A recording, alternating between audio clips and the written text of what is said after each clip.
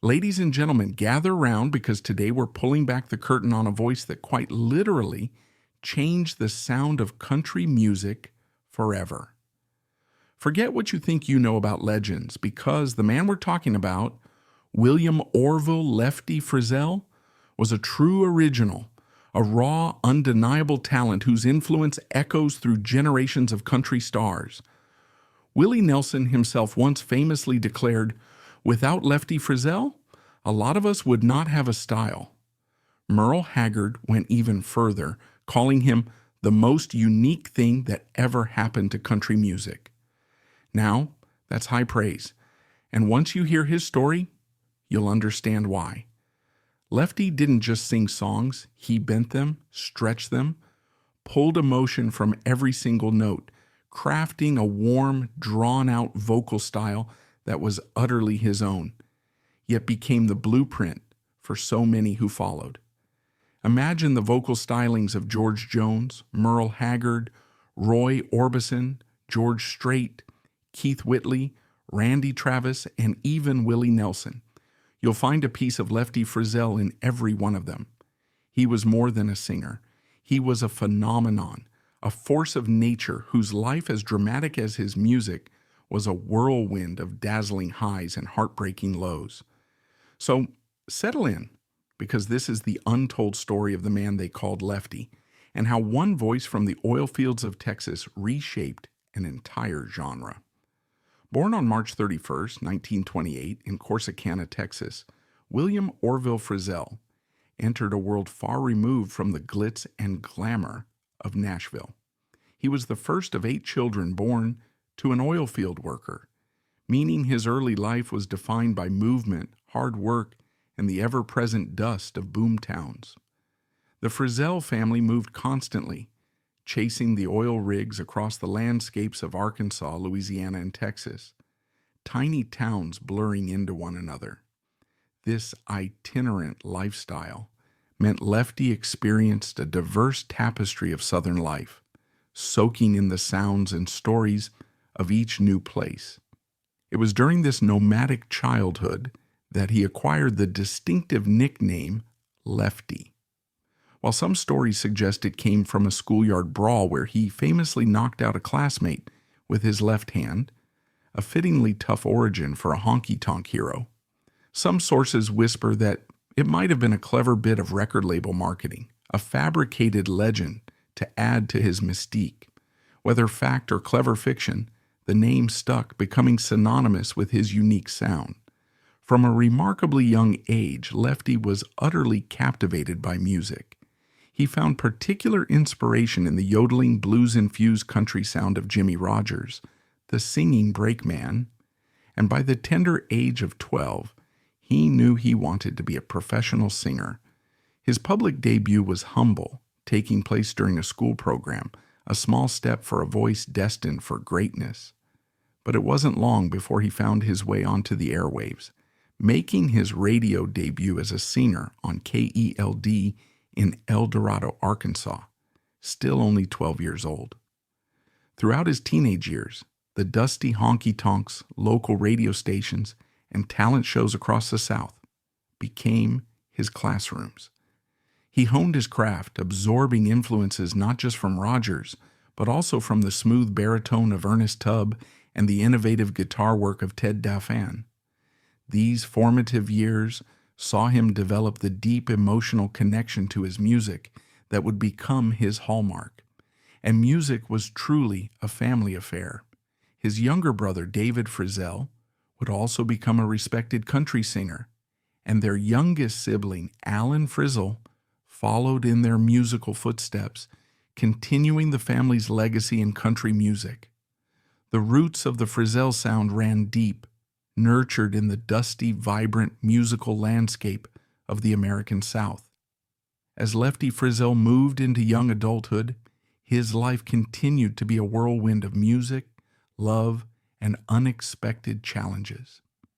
During the World War II, while living in Greenville, Texas, he found a platform for his burgeoning talent, regularly performing on KPLT radio in Paris, Texas. It was during this period that his personal life took a significant turn. he met Alice Harper, a young woman who would become his anchor through many storms. In March 1945, they married, and their union eventually brought 3 children into the world. This marked a period of domesticity amidst his burgeoning musical ambitions. In 1946, seeking new opportunities, Lefty and Alice moved to Roswell, New Mexico, a place that would prove pivotal. There, Frizzell became a regular performer on KGFL radio and established a strong following with his band at the Cactus Gardens Dance Hall. His unique style was captivating audiences, and his dream of professional success seemed within reach. However, just as his career was gaining momentum, his life took a drastic turn. In July 1947, at the age of just 19, Frizzell faced a legal ordeal that would cast a long shadow over his life. He was accused of and ultimately convicted of statutory rape, leading to a 6-month prison sentence. This was a dark and deeply personal setback, a stark reminder of the often unpredictable paths that life can take, especially for young, ambitious men navigating a world with complex moral codes. It was during this period of incarceration that Lefty, confined yet creatively unbound, channeled his raw emotions into song. He poured out his heart to Alice, writing many songs for her, including the profoundly moving I Love You 1,000 Ways. This song, born from despair and longing, would later become one of his signature hits, a testament to his ability to transform personal pain into timeless art. Upon his release from prison in 1948, or late 1949, Frizzell initially found himself back where he started, working in the oil fields alongside his father. The dream of music seemed distant. He even had an unsuccessful audition for the prestigious Louisiana Hayride show in Shreveport, Louisiana, a moment of crushing disappointment. But Lefty's spirit was not easily broken. He persevered, eventually landing a steady gig at the Ace of Clubs nightclub in Big Spring, Texas. It was here, in the smoky, intimate atmosphere of the honky-tonk, that he truly began to rebuild his career and cultivate a loyal, devoted fan base. His voice, matured by experience and hardship, resonated deeply with the working-class crowds who saw in him a reflection of their own struggles and joys. This period of quiet resilience and tireless performance was crucial, allowing him to hone his stage presence, refine his unique vocal phrasing, and connect intimately with the audience he was destined to serve. The Ace of Clubs became his sanctuary, a place where the setbacks of his past faded into the background as the power of his voice filled the room, hinting at the superstardom that was just around the corner. The early 1950s marked Lefty Frizzell's meteoric rise from regional honky-tonk sensation to national country music superstar, a period that cemented his legendary status.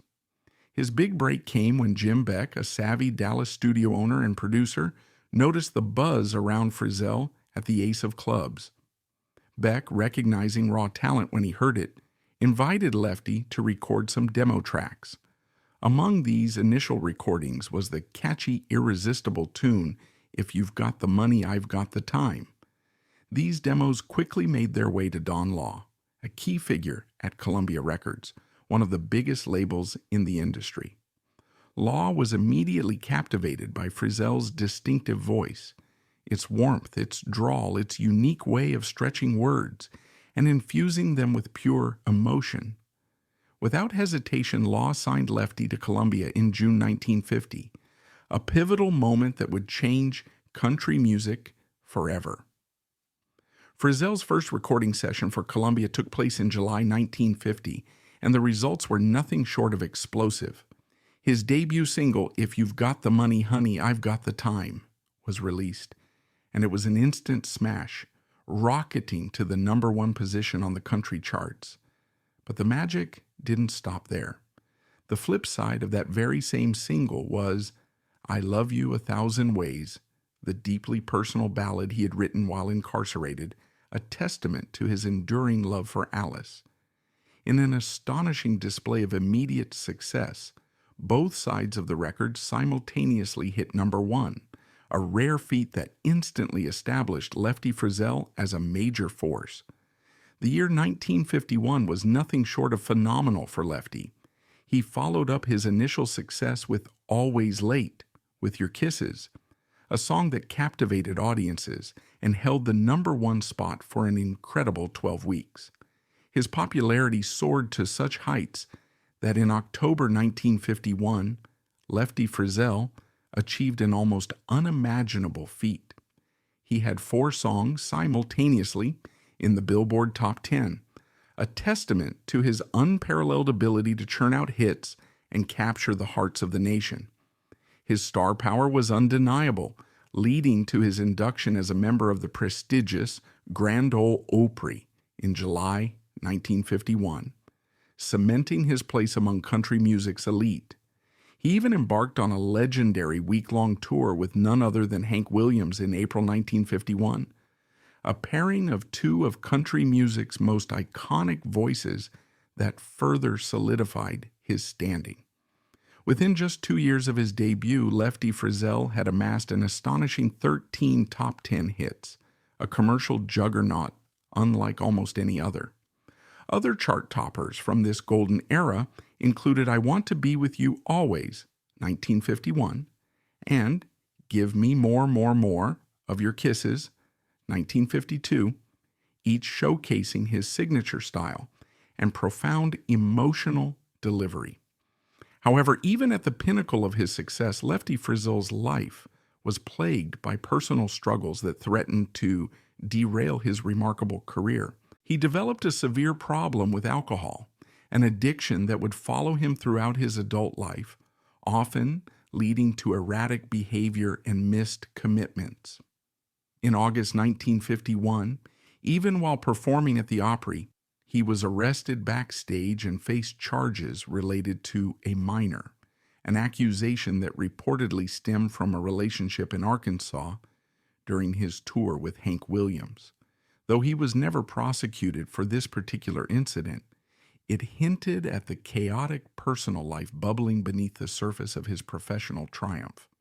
Furthermore, his lack of business acumen and tendency to sign a series of conflicting contracts led to a massive lawsuit from his manager Jack Starnes Jr. in June 1952. This legal battle was a significant distraction and financial drain, though it was eventually settled out of court a year later.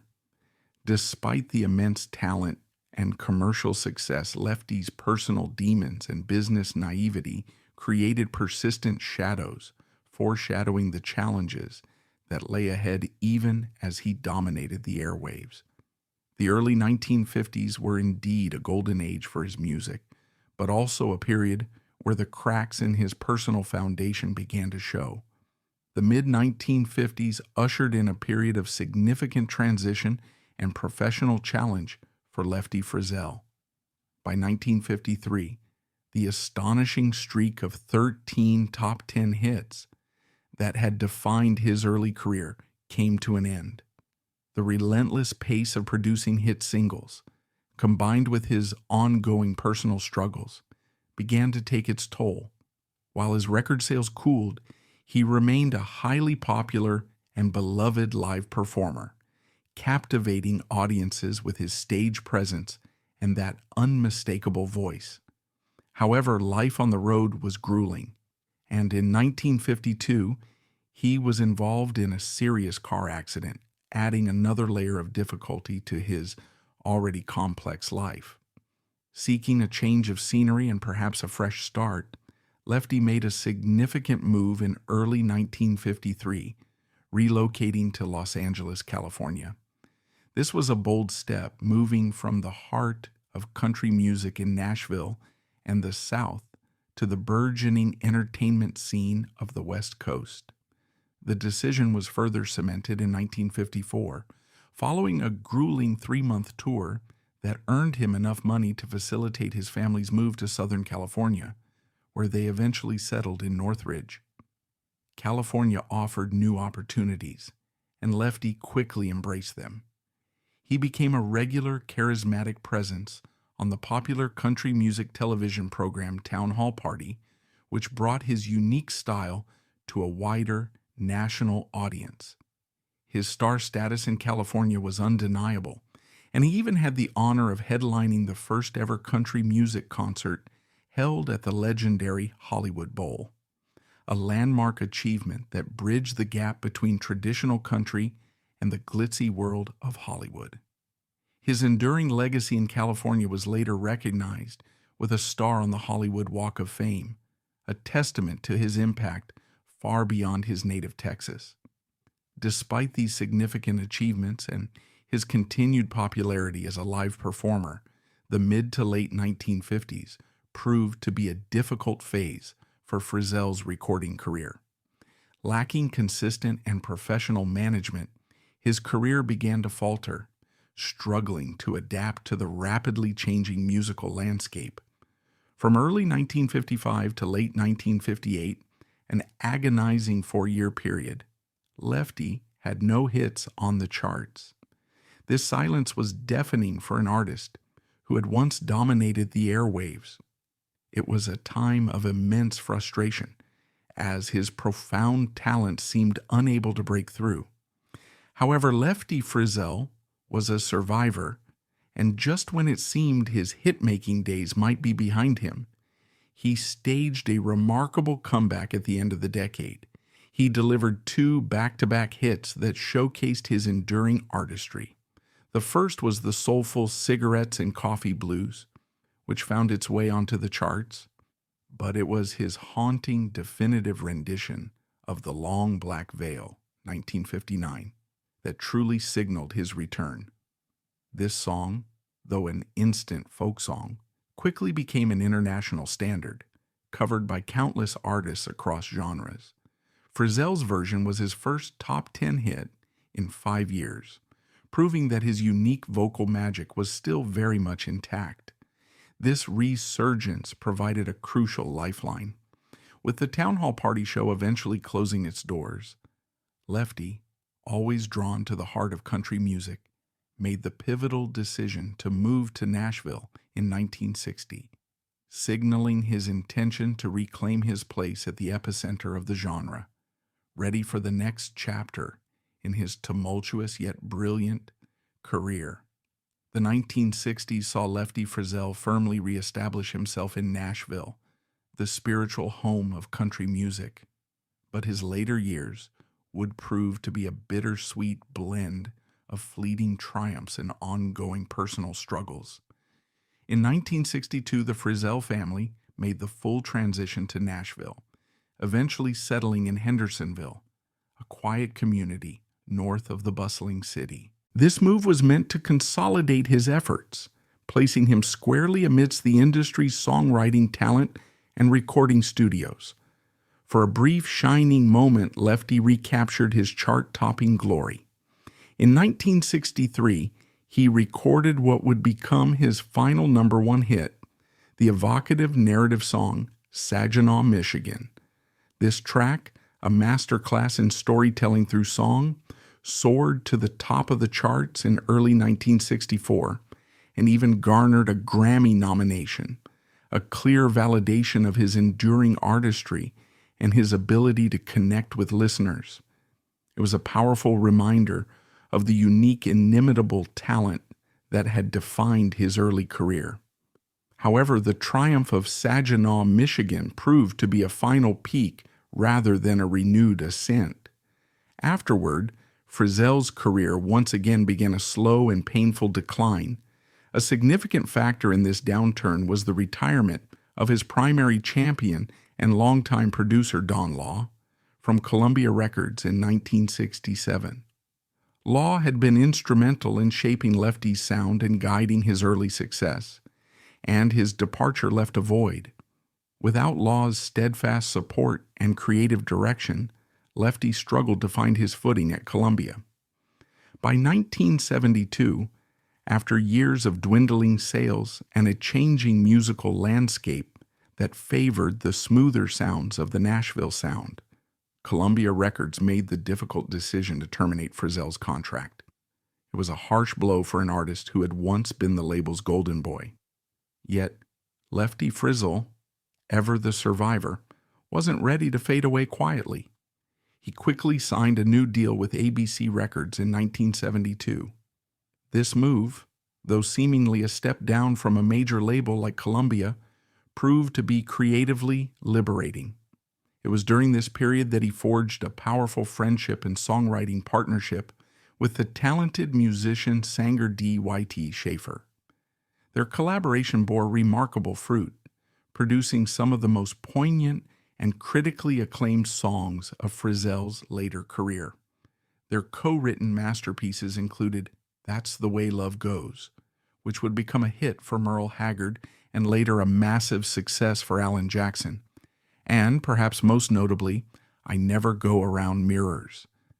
This latter song, a raw, honest reflection on aging and self-perception, became one of the most beloved and iconic songs in Frizzell's entire catalog, widely considered one of the greatest country songs of all time.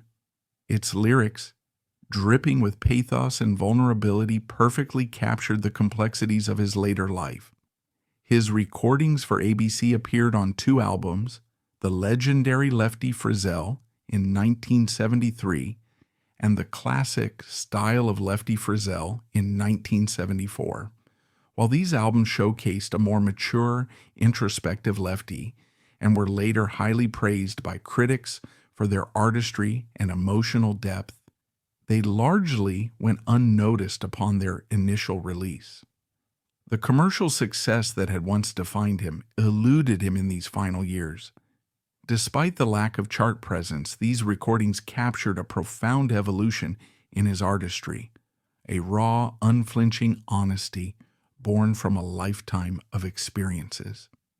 As a testament to the enduring power of his entire body of work, a massive 20-CD collection of Frizzell's recordings, accompanied by a comprehensive book, was released in 2018 under the title An Article from Life, ensuring that his incredible musical legacy would be preserved and appreciated for generations to come.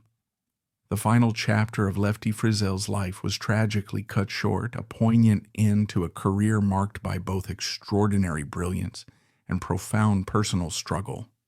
Throughout his adult life, he battled a severe and relentless addiction to alcohol. This wasn't merely a habit. It was a consuming force that took a heavy toll on his health, contributing to chronic hypertension or high blood pressure. Despite his creative resurgence in the early 1970s and the critical acclaim for his ABC records, these underlying health issues, exacerbated by years of hard living, were relentlessly closing in. On July 19, 1975, at the tragically young age of 47, William Orville Lefty Frizzell passed away. The cause was a stroke, a sudden and devastating culmination of his long-standing health battles. He was laid to rest in Goodlettsville, Tennessee, a final resting place near the very heart of the country music world he had so profoundly shaped.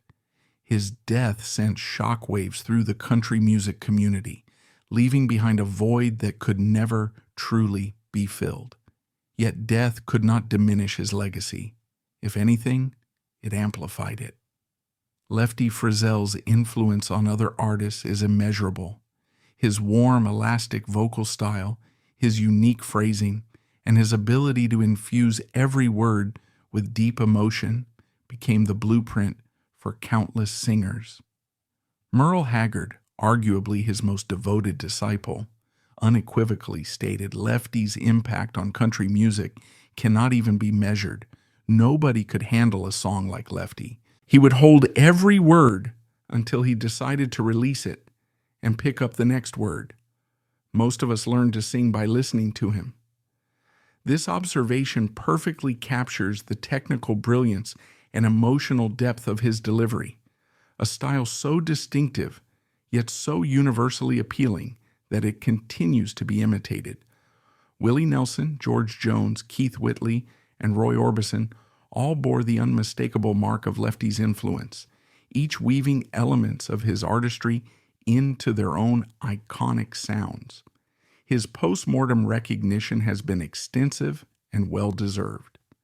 In 1982, Lefty Frizzell was rightfully inducted into the Country Music Hall of Fame, securing his place among the genre's titans. In 2005, he was honored with induction into the Arkansas Artists Hall of Fame. He also earned a place in both the Songwriters Hall of Fame and the Rockabilly Hall of Fame, reflecting the breadth of his musical contributions. His seminal 1950 hit, If You've Got the Money, I've Got the Time, was bestowed with a Grammy Hall of Fame award in 1972, acknowledging its historical and cultural significance. His impact was further recognized with a star on the Hollywood Walk of Fame, and in 2003, CMT impressively ranked him at number 31 on their list of the 40 greatest men of country music, a testament to his lasting relevance. We've reached the end for today. Be sure to click the like button, share your thoughts below, and subscribe to our channel for more exciting content. Thanks for tuning in.